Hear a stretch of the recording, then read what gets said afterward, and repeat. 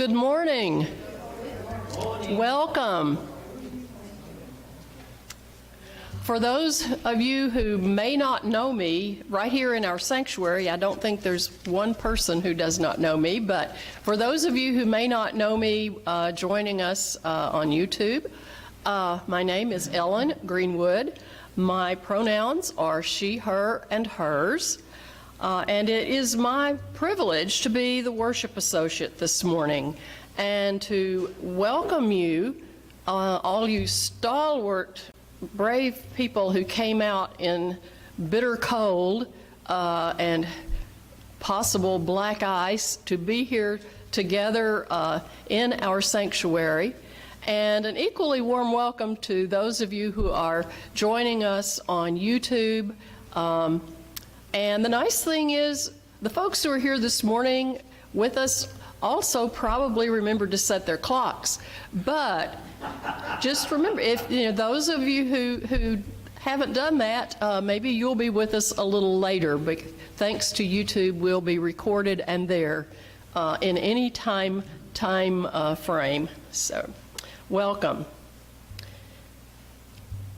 Each one of you, whether you are here in person or joining us online, is welcome here, and all of who you are as a person is welcome here with us. We will still have our Zoom coffee hour after the service, and as usual, the link for the coffee hour is on our website and in the weekly newsletter, where you can find all kinds of good information about Westside. So please join for the coffee hour if you'd like. And this is kind of an amazing thing. It's a time for celebration, actually. Our reopening committee met this past week, and in case some of us may wonder, our reopening committee regularly reassesses the situation as far as COVID goes and tries to adjust what our guidelines are here to make the best effort at keeping us safe, but also keeping us sane. So this morning, I was told that masks are optional now if you're here with us in person.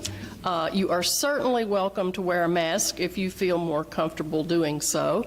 I know for myself, when I go out in more crowded places than this, I will definitely be wearing a mask. And maybe here too, if I'm not a speaker. But you don't have to this morning, so we can see each other's faces without the masks and see our smiles. And we're going to have real coffee. So thank you, Ann. Ann Harvey has set the coffee up for us.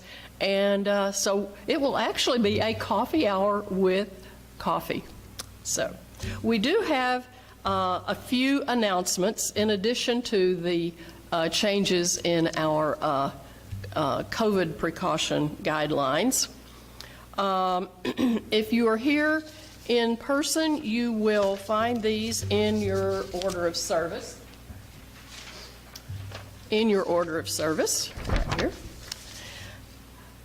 First of all, today, following the service, Bridget Ross is going to lead us in a yoga class. Those of us who are interested in staying. She is working to become a certified yoga instructor, and this is a part of her certification to do these classes. And it gives us a chance to get a taste of what the classes are like.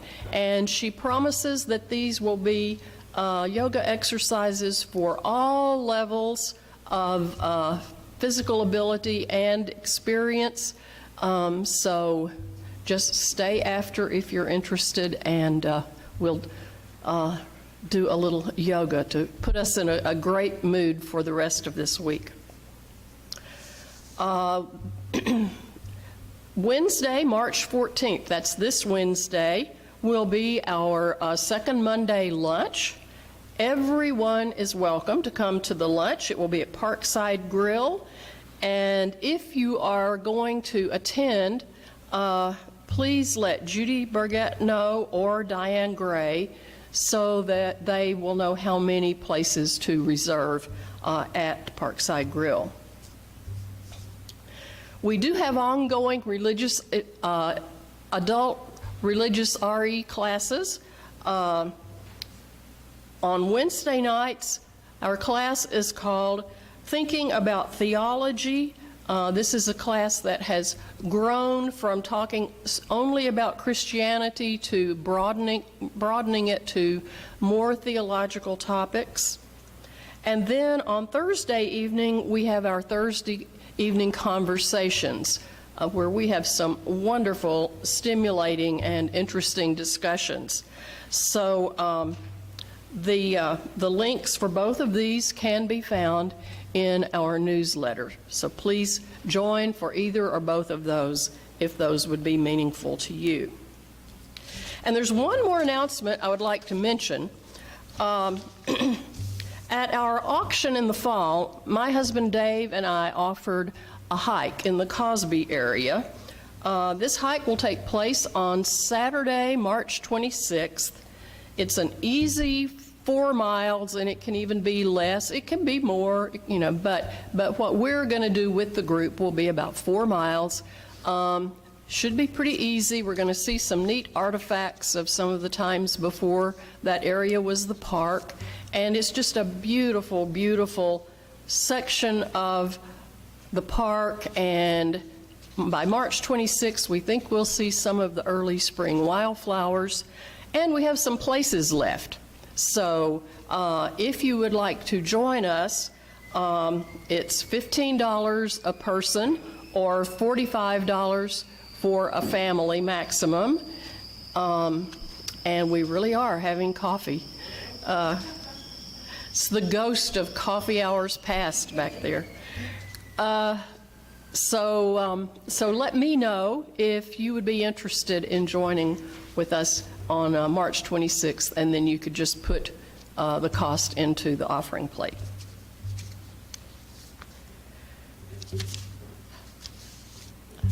I would also like to say a huge thank you to especially Jerry Thornton, who cleaned the steps and the ramp out front and came over and checked and made sure that our entrance and parking area was going to be safe as we tried to decide yesterday in this unexpected weather of what we should do for today.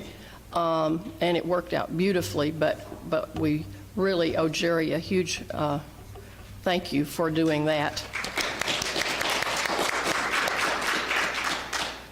And a thank you to all of you who came here, and those of you who are joining on YouTube. And Sandra Thomas also braved the chilling temperatures to come and play for us this morning. And she has a prelude for us. She is going to play Morning Mood by Edvard Grieg.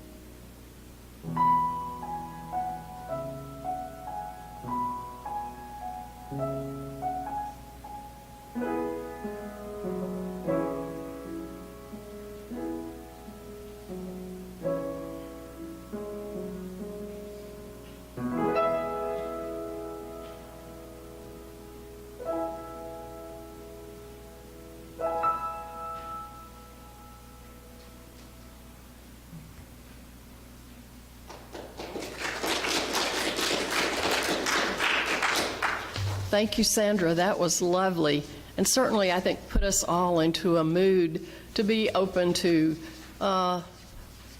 meditation and thought-provoking thoughts. And we will continue that mood of meditation and thoughtfulness as Chris comes and invites our singing bowl to sing.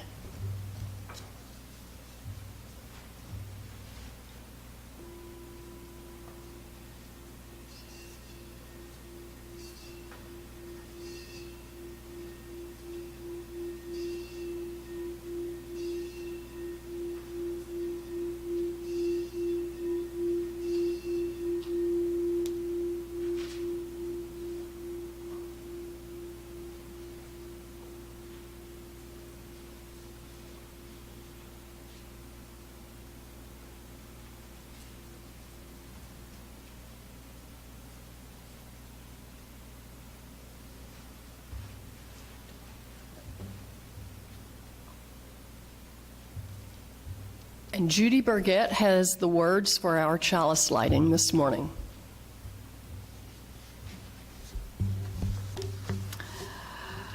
These words came from Brooke Medicine Eagle. There is hope if people will begin to awaken that spiritual part of themselves, that heartfelt knowledge that we are caretakers of this planet.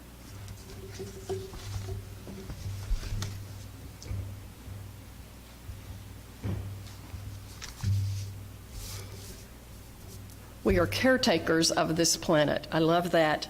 You may have noticed that Chris also lit our other 2 candles. Lately, we've been thinking of those as a community candle and then a world candle. We certainly, at least I do, when I think about this earth that we live on, think about the struggles that we have in living together on this tiny blue dot that we call Earth. And our heart goes out to all of those who are particularly struggling at this time. This is a sabbatical week for our minister, the Reverend Carol Bodeau, so we have invited several Westsiders to speak today. We've done these sorts of services regularly over the years at Westside, and many of us have found that these voices of the congregation services end up being some of the most meaningful ones that we have. Today, we are honoring the earth with love letters to our Blue Boat home. I think it's very appropriate that Mother Nature chose this time to show us her infinite variety, and who will really get the last word, maybe. In February of 1990, Voyager 1 spacecraft departed Earth for the very fringes of the solar system.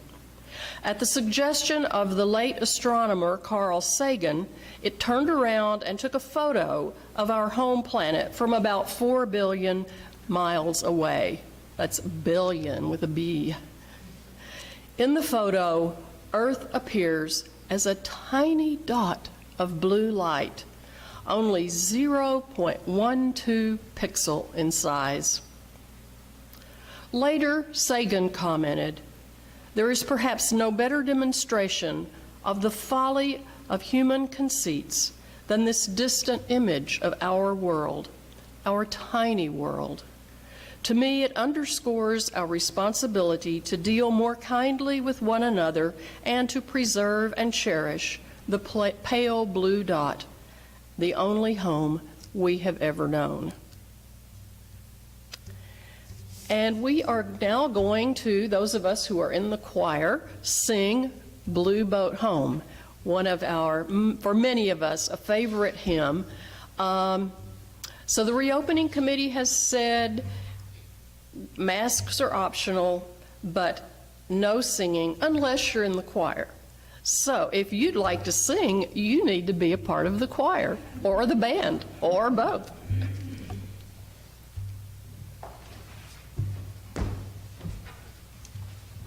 It's never too late.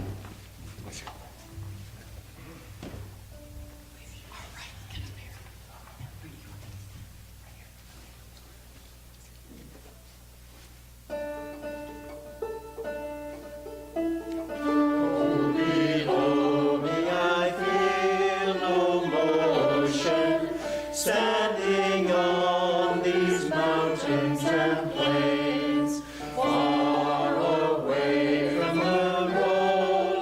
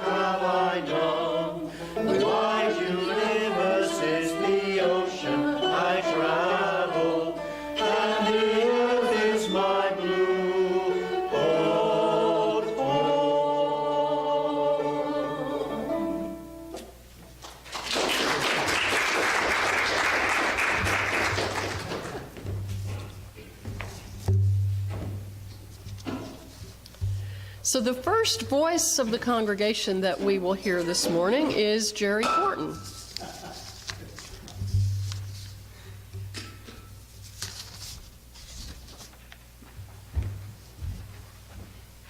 Thank you, Ellen, and good morning. Some of you may have heard me before up here saying that I long ago stopped believing in an anthropomorphic God who listens to prayers and grants wishes to those who suck up to him. It's always a him. And also that this God is good and gracious. I just don't believe that anymore. The very existence of Stalin, Hitler, Pol Pot, and Putin now prove enough for me that there is no God that consciously gives a damn about people one way or the other. Instead, I've come to believe in the universe itself, or universes as it may be, as a stand-in for a God concept. Ironically, it is similar to the Catholic Catechism answer to who is God. The answer is, God is. To me, this means the universe is. A universe that operates on its own set of principles that we only learn about through science and logic, not divine revelation. To me, that's both wondrous and frightening.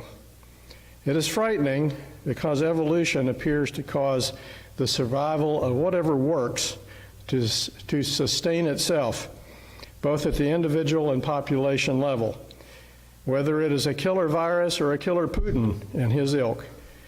What we at Westside may perceive as evil in the world may simply be evolution at work at the population level. Which will prevail in the long run? Societies that believe in individual freedom, cooperation, and being kind to one another? Or societies that do what the dictator and his henchmen says to do, for fear of being tortured or executed, resulting in robot societies ruled by fear? Note that the authoritarian leaders may be a religious fanatic or a group of fanatics, as in Iran or Afghanistan, or just a psychopathic killer who thrives on having power over one, like a Genghis Khan or Pol Pot or Putin.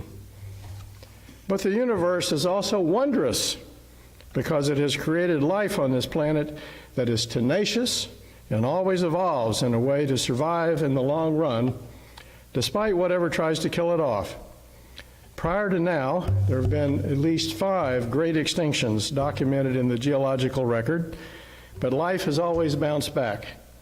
Life somehow survived the Permian extinction of 250 million years ago, when maybe as much as 90% of all life was exterminated, maybe by an enormous outpouring of lava, carbon dioxide, methane, and sulfurous gases from thousands of volcanoes.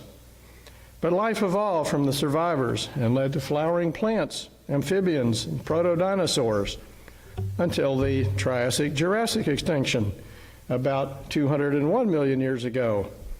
But life bounced back again and gave the world dinosaurs. But life took another big hit that ended the Cretaceous period about 66 million years ago, when a giant meteorite slammed into what is now the Gulf of Mexico off the coast of Yucatan. The resulting firestorm, dust clouds, and global blackout killed off a huge percentage of life in the northern hemisphere and much of the world, and finished off the dinosaurs, which were on their way out due to the rise of mammals and birds. But life came roaring back again. In the Cenozoic era, life has evolved millions of species of trees and flowers and insects, a proverbial zoo of animals, birds, mammals, birds, reptiles, amphibians, and many other kinds of life in the oceans that do not fit any of those categories. And us. Humans evolved over the last 2 million years or so and now dominate the planet in what is known as the Anthropocene era. Unfortunately, we are also now causing the 6th great extinction because of our profligate destruction of habitats around the world. However, as those of you who are in the Westside Book Club have read, author Cal Flynn has documented in her book, Islands of Abandonment, many instances of lands abandoned by humans that were once great cities, farms, industrial sites, There are now green jungles of life that has completely overgrown the damaged areas and provided habitat for numerous animals. This includes Superfund sites contaminated with multiple nasty poisons, a place where the French blew up thousands of mustard gas and phosgene poison bombs left over from World War I, and the Chernobyl nuclear power plant site that was recently captured by the Russian army. Life is so good at occupying these unoccupied niches that many species have become invasive nuisances to humans that we consider weeds and try mightily to eliminate.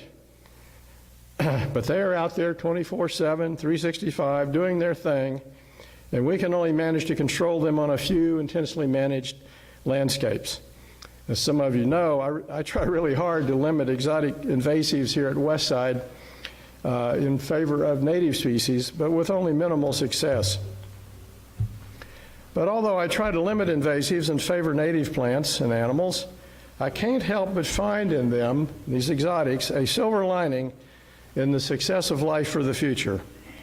Even if Putin manages to start World War III, which will end badly for him and us, and maybe all humans, Chernobyl and other examples of life über alles convince me that life in many forms will continue on this earth and will evolve into many fantastic forms that we can only imagine. This makes me smile and have hope for the future and glorify in the natural world, as does a little song that I heard from Pete Seeger, written by Malvina Reynolds. I'm going to croak a couple of paragraphs of this and think of grass here as a metaphor for life itself. God bless the grass that grows through the crack. They roll the concrete over it to try to keep it back. The concrete gets tired of what it has to do. It breaks and it buckles, and the grass grows through. God bless the grass. God bless the grass that grows through cement. It's green and it's tender, it's easily bent, but after a while it lifts up its head, for the grass is living and the stone is dead. So God bless the grass. Thank you.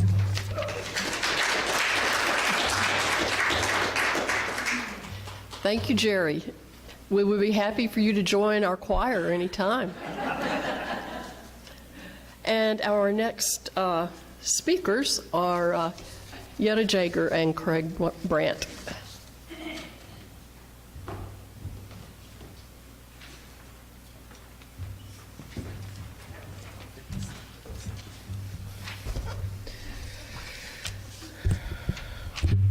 My dear Blue Boat home, how are you doing?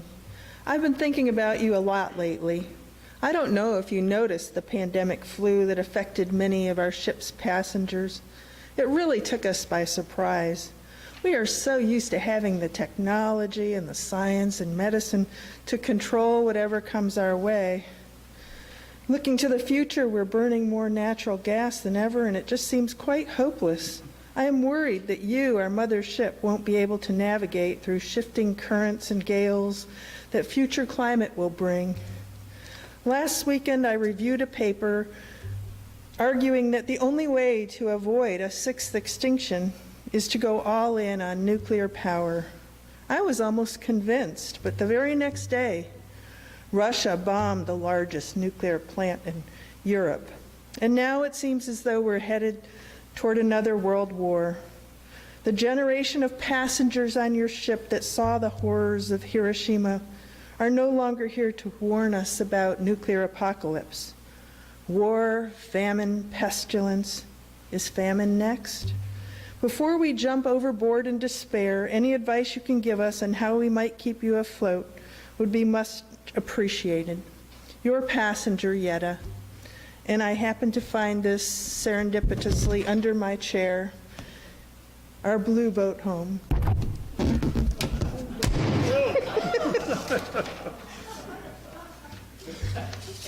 don't know how I can follow up on that. Dear Yetta, Sorry for the delay, and thank you for asking about my health. I'm doing poorly and have a terrible fever. I also have been feeling very unbalanced, which is not good for a boat. Imagine Noah's Ark lilting to one side with a great overpopulation of hyenas on the starboard side. The concerns you describe are real, but it will all sort itself out. Pestilence, famine, and war control species, like ourselves, that get out of hand. Diseases play an important role on the Ark. They keep other species in check. Below deck, my hyenas are dying of rabies, even though they have the best immune defenses among all of my creatures. And when one species encroaches on others, diseases will be shared. Although vaccines give you the illusion of control, they will not prevent new diseases in the way that setting aside habitat for my creatures might. This brings me to your concern about climate change. Like disease, this will cause a great correction, as your economists call it, in your numbers. I find your attempts to reduce your carbon footprints by purchasing expensive cars rather amusing. I observe similar behaviors below or above deck by our grouse and turkeys. I do appreciate having better air to breathe, but on this trajectory, massive releases of methane from ancient reservoirs will be very unpleasant. Be prepared for widespread drought leading to famine and social unrest. You mentioned a new war brewing. War is part of my design. Other animals also fight when they get crowded and don't have enough food. Let me tell you, when the hyenas get into it, they make quite a mess below deck. But I understand that my passengers are limited beings with more potential for harming themselves than for reining in their appetites. I do appreciate your efforts and hope you will do your utmost not to sink this ship. Blessed be your blue boat home.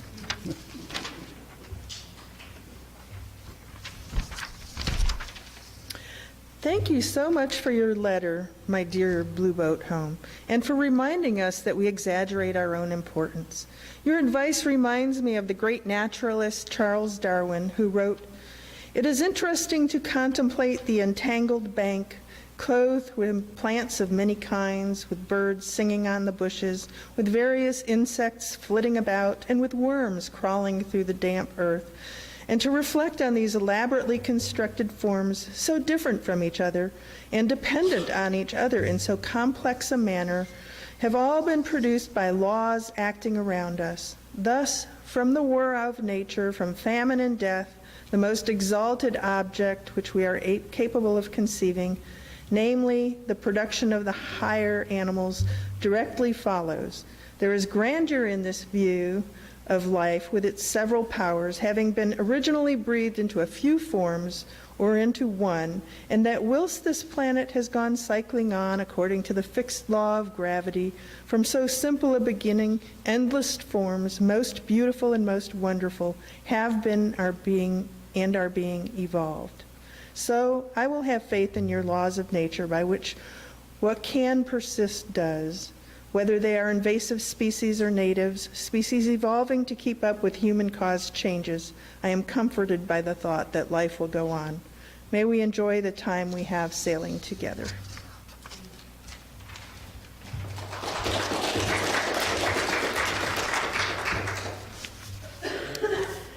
At this time, we will take an offering to support the work of this congregation. Our Share the Plate partner for this quarter is Planned Parenthood of East Tennessee. And for our offertory music this morning, Sandra will be playing one of the, at least one of my favorite hymns in our hymn book, "Wake Now My Senses."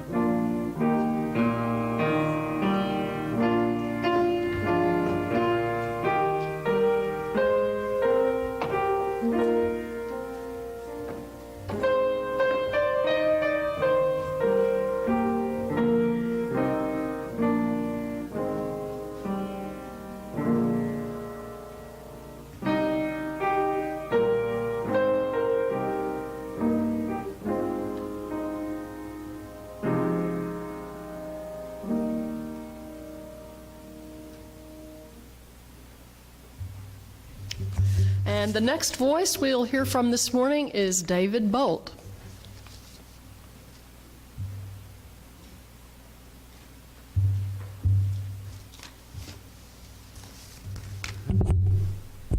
Good morning, everyone. I want to thank Ellen and the congregation for allowing me to come and share some of my thoughts and experiences about the environment today. My concern for the environment began, or became conscious of it, in 1973 during the oil embargo. While waiting in line for gas, it became very evident that our civilization was heading down a dead-end path. Some 30 years later, in 2003, that concern grew into a depression. All I saw were problems and no solutions. Less than 5 years later, that depression was replaced by optimism. After converting my lake house to net zero energy, it became clear that solutions to our problems exist today. There's no need for new technology, no new laws. There's no bad guys out there to blame for our current mess of resource depletion, pollution, and an ocean of unmet needs. It's simply a question of focus. Do I put my attention outside myself on things I cannot control, or do I put my attention on myself where I have some opportunity for control? My suffering continued as long as I believed the problem was out there. There should be a tax on fossil fuels. There should be more support for renewable energy. Those polluters should be fined or put in jail. Those explorers should get a taste of what they're dishing out.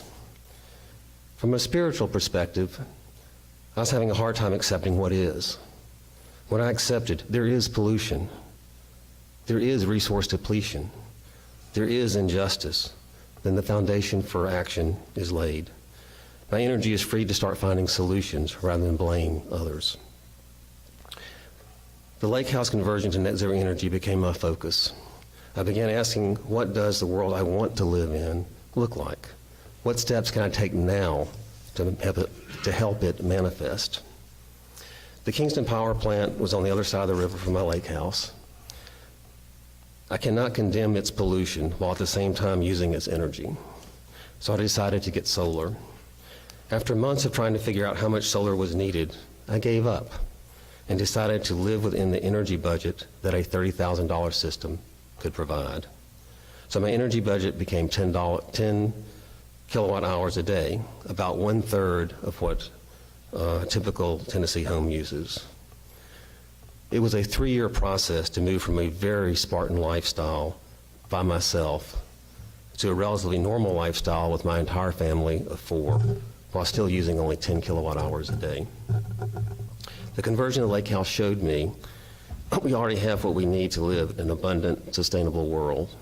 As a result of the success of the lake house conversion, I started a solar company that operated until 2013. While it was personally satisfying to create a net zero energy home and start a solar company, I knew more was needed.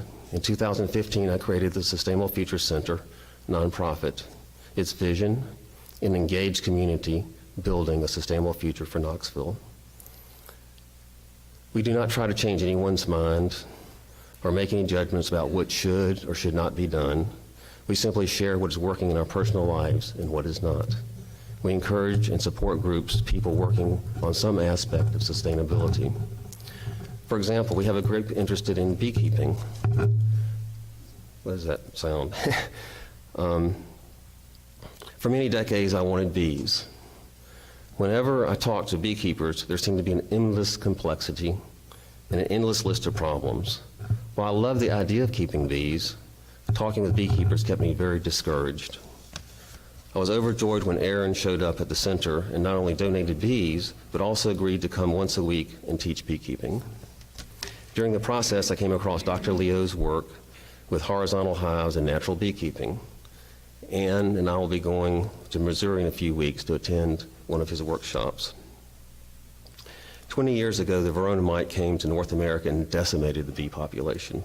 Commercial beekeepers were experiencing 90% hive losses. The industry responded with chemical treatments that reduced losses. but were not healthy for the bees or the environment or the people eating the honey from the bees. According to Dr. Leo, the wild bee population was not treated and developed resistance to the mites. He has over 30 hives, has never treated or fed his bees, and averages only 10% losses per year. His bees are all from wild-caught hives, wild-caught swarms. The current situation may not be ideal. Accept the reality of what is and start building the ideal. Who knows, you may attract some help. Thank you.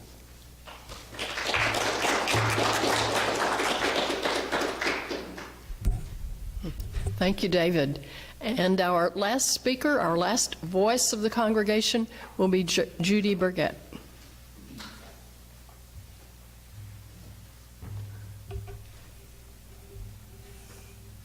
Thank you, Ellen. I knew that everybody else would cover this very well, and so I chose a very narrow aspect of the environment to focus on. And I chose that because every day when I walk down to my mailbox, it is evident there is more litter. People drive by my house, and it's on a kind of a country road, and they decide that that's an appropriate place to ditch their beer bottle or their soda can or their burger wrapper. And so that's my environmental issue. Not that I'm not interested in all of the rest of the environmental issues, but that one is evident to me every day, and it is everywhere. We all see it every day. So where did this come from? It began mostly after World War II with the introduction of all of the single-use products that we have, the throwaway beer cans and single-use pop bottles, and then of course the advent of plastics that is just one sort of positive aspect of it. And I don't have a whole lot more to say about it, except that it is an ongoing problem, and it occurred to me that one way to think about it is kind of in a positive way maybe, is with Lewis Carroll's Alice in Wonderland quote, begin at the beginning, go till you come to the end, and then stop. And we are far from the stop. Thank you.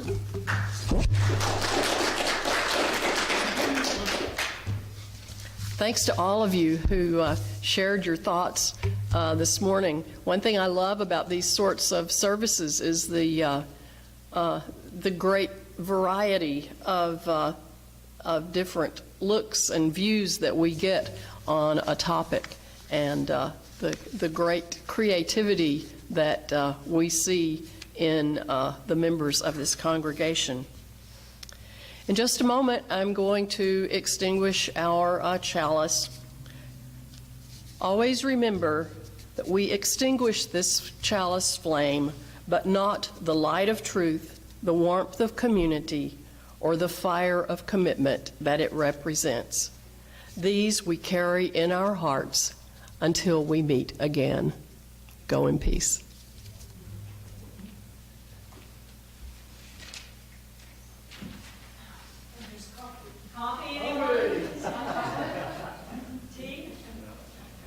Yeah, there's coffee.